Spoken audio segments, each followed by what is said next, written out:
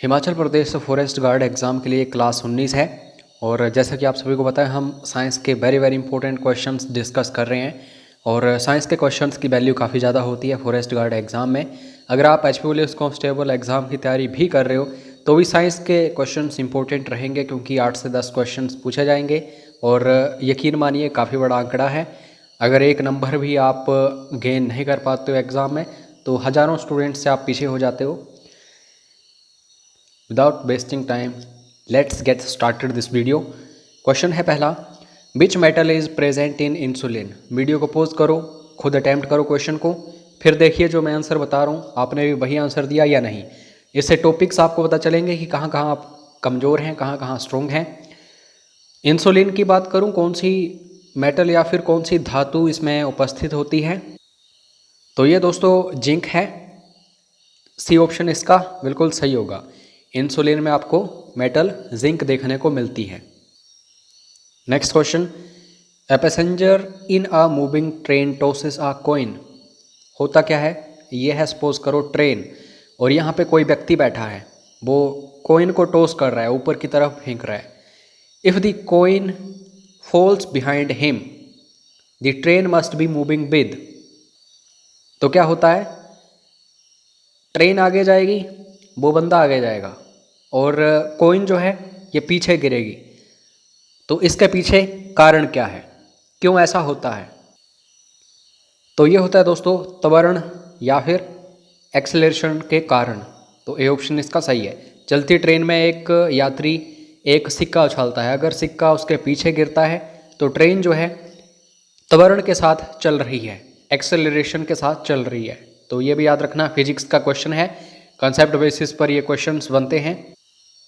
आ गया most important question. जब मैं बोल देता हूँ किसी भी क्वेश्चन में कि मोस्ट इंपॉर्टेंट क्वेश्चन है तो समझ लो कि ये क्वेश्चन बार बार रिपीट होता है। 1 माइक्रोन जो है दोस्तों ये किसके बराबर होता है, तो कितने मीटर के बराबर होता है एक माइक्रोन, 10⁻⁻⁶ मीटर।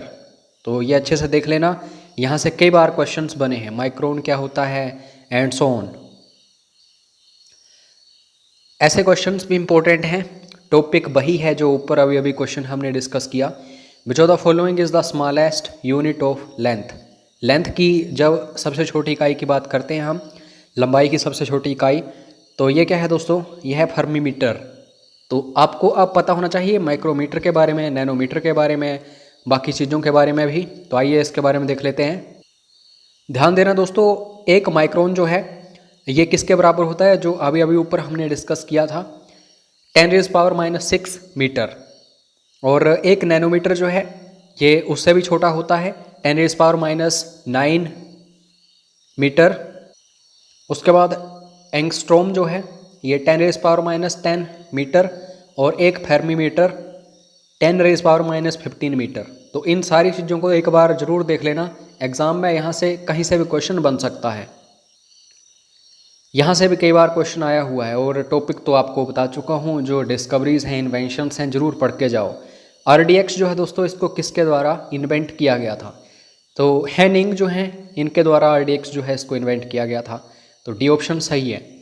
RDX के बारे में आपको पता होगा भी और नहीं पता है तो ज़रूर रिसर्च करना, काफ़ी इंपॉर्टेंट ये एक सब्सटेंस है RDX। Next question, the disease caused by swelling of the membrane over spinal cord and brain is. रीढ़ की हड्डी और मस्तिष्क पर झिल्ली की सूजन से होने वाली बीमारी कौन सी है। क्या क्या, स्पाइनल कॉर्ड जो रीढ़ की हड्डी होती है और ब्रेन, उसका जो मेम्ब्रेन होता है उसमें सूजन आ जाती है, स्वेलिंग आ जाती है। तो ये किस बीमारी के कारण ऐसा होता है, तो यह है दोस्तों मेनिंजेटिस। तो ये याद रखना इस बीमारी का नाम, डी ऑप्शन सही होगा। Next question, which of the following parasites is responsible for 65% of the cases of malaria in India. जब आप इंडिया में देखते हो तो दोस्तों ज़्यादातर मामले जो हैं किस परजीवी का कारण होते हैं, तो इसको हम बोलते हैं पी बायोवैक्स। तो यहाँ पे बी ऑप्शन जो है ये सही होगा। Next question, arthritis is caused by the deposition of which of the following in the joints of the body। आप सभी को पता होगा गठिया जो है भारत में नॉर्मल है। जोड़ों में दर्द हो जाता है जब गठिया होता है। तो गठिया कैसे होता है, इसके पीछे कारण क्या है? दोस्तों, जो हड्डियाँ होती हैं, जो जोड़ होते हैं, जॉइंट्स, वहाँ पे यूरिक एसिड बहुत ज़्यादा हो जाता है। आपने ये भी सुना होगा इधर उधर अपने आस पड़ोस में, जैसे छिलके जो होते हैं जिन दालों में, अगर उन्हें ज़्यादा खाते हैं तो यूरिक एसिड हो जाता है, जोड़ों में दर्द हो जाता है। तो फिर जाके टेस्ट करवाते हैं यूरिक एसिड टेस्ट, तो उसमें ये पता चलता है। तो यूरिक एसिड याद रखना, बी ऑप्शन सही है। कई बार ये क्वेश्चन बना हुआ है एग्जाम्स में। Next question, what would happen if the pancreas is defective? क्या होगा यदि अग्नाशय खराब है? तो आप सभी को पता है अग्नाशय जो है इसमें इंसुलिन बनता है और ग्लूकागोन भी बनता है। तो यहाँ पे बी ऑप्शन ध्यान से देखो, insulin and glucagon are not formed. Insulin और ग्लूकागन गठित नहीं होंगे। तो पेनक्रियास जो है इसलिए इम्पोर्टेंट होता है क्योंकि ये इंसुलिन और ग्लूकागन बनाता है। Next question, an aqueous solution of copper sulfate is acidic in nature because the salt undergoes। Copper sulphate जो है दोस्तों, इसका एक जलीय घोल प्रकृति में अम्लीय होता है क्योंकि नमक का, इसमें सोल्ट का क्या होता है? तो ये होता है दोस्तों हाइड्रोलिसिस। इसका सी ऑप्शन सही होगा, यानी कि जलीय संलयन हो जाता है। इसलिए दोस्तों ये जो एक्वस सॉल्यूशन होता है कॉपर सल्फेट का, ये एसिडिक होता है नेचर में। आपके पास अगर एक गिलास है, उसमें क्या है? उसमें पानी है, और आपको दे दिया जाए कार्बन भी दे दिया जाए, नाइट्रोजन भी दे दी जाए, अमोनिया भी दे दिया जाए, आयोडीन भी दे दी जाए। तो इसमें इन चार ऑप्शंस में से सबसे आसानी से इसमें क्या घुल जाएगा पानी में? तो इन चार ऑप्शंस को देखने के बाद आपको पता चलेगा अमोनिया जो है ये सबसे ज़्यादा घुलनशील है पानी में। तो इसका सी ऑप्शन सही होगा। Next question, symbiotic bacteria responsible for the fixation of atmospheric nitrogen are present इन।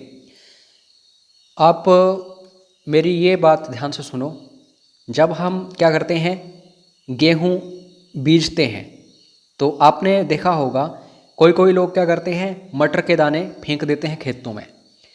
क्या दोस्तों उसके पीछे ये कारण है कि उन्हें मटर जो है उसकी सब्जी उगानी है वहाँ पे? बिल्कुल नहीं दोस्तों। एटमॉस्फेरिक नाइट्रोजन जो होती है उसकी फिक्सेशन जो है मटर से बढ़िया कोई भी नहीं कर सकता। तो ये सिम्बायोटिक बैक्टीरिया रिस्पॉन्सिबल होता है फिक्सेशन ऑफ एटमॉस्फेरिक नाइट्रोजन। ये प्रेजेंट होता है, उपस्थित होता है पीस में या मटर में। तो इसका ए ऑप्शन सही है। अब आ गया मोस्ट इम्पोर्टेंट क्वेश्चन। विटामिन्स जो हैं ये बहुत इंपॉर्टेंट टॉपिक है, इसको ज़रूर पढ़ो। जब मैं बोलता हूँ कि इस टॉपिक को पढ़ो तो आप क्या किया करो, सीधा यूट्यूब पर ही जाया करो और विटामिन्स फॉर कम्पिटिटिव एग्ज़ाम्स ऐसे सर्च किया करो, फिर पूरे क्वेश्चंस देख लिया करो। उसके बाद उस टॉपिक को पढ़ने के बाद दोस्तों ऐसे पढ़ोगे, इफेक्टिवली पढ़ोगे, एक भी क्वेश्चन आपका नहीं छूटेगा। Which of the following vitamins help in the absorption of calcium? निम्नलिखित में से कौन सा विटामिन कैल्शियम के अवशोषण में मदद करता है? कैल्शियम जो है एब्जॉर्ब हो जाता है किसमें? विटामिन डी में। तो इसका बी ऑप्शन सही होगा। और विटामिन डी जो है सूर्य से हमें मिलता है। तो ये भी क्वेश्चन इंपॉर्टेंट है। बाकी इनके केमिकल नेम्स क्या होते हैं, जैसे विटामिन सी जो है एस्कॉर्बिक एसिड उसे बोला जाता है, यह भी पढ़ के जाना, यहाँ से क्वेश्चंस बनते हैं। और बीमारी, विटामिन बी की कमी से, सी की कमी से, ए की कमी से कौन सी बीमारी होती है, ये क्वेश्चंस बनते हैं। दोस्तों जब हम बात करते हैं नेशनल साइंस डे की, तो नेशनल साइंस डे किसके नाम पर मनाया जाता है? सी.वी. रमन। तो सी.वी. रमन जी ने क्या किया था, स्कैटरिंग ऑफ लाइट जो है उसके ऊपर अपनी थ्योरी दी थी। उसी के लिए उन्हें फिजिक्स में नोबेल प्राइज़ भी मिला था। तो रमन इफेक्ट क्या है आपको ये पता होना चाहिए। Scattering of light deals with the light rays passing through. जब कोई भी रेज जो है, कोई भी किरण जो है किस माध्यम से होकर गुजरती है, तो रमन इफेक्ट हमें देखने को मिलता है, स्कैटरिंग ऑफ लाइट। तो कोई भी दोस्तों ट्रांसपेरेंट मीडियम होगा, पारदर्शी जो भी माध्यम होगा, वहाँ रमन इफेक्ट काम करेगा। तो यहाँ पे डी ऑप्शन बिल्कुल सही है। ये क्वेश्चन आप सभी के लिए है, कमेंट बॉक्स में जरूर अटेम्प्ट करिए इस क्वेश्चन को। The technique to integrate and mark the image of a 3 dimensional object is. 3 आयामी वस्तु की छवि को एकीकृत करने और चिन्हित करने के लिए इस्तेमाल की जाने वाली तकनीक क्या है? तो कमेंट बॉक्स में ज़रूर बताइएगा। अगर कोर्स की जानकारी चाहिए हो, अच्छे से मैनरली तैयारी करना चाहते हो, अगर फॉरेस्ट गार्ड के लिए कोर्स ज्वाइन करोगे तो वो इक्वल टू HPP कांस्टेबल भी होगा, तो वहाँ भी काम आ जाएगा, या फिर हिमाचल के किसी भी एग्ज़ाम की तैयारी कर रहे हो तो ये कोर्सेस काम आ जाएंगे। तो ज़रूर व्हाट्सएप करके पूरी जानकारी ले लेना, कितनी फीस है, कितनी वैलिडिटी रहेगी, क्या क्या फैसिलिटीज़ आपको मिलेंगी। मिलते हैं नेक्स्ट वीडियो में। चैनल को सब्सक्राइब करो, बेल आइकन को प्रेस करो। जय हिंद, जय हिमाचल।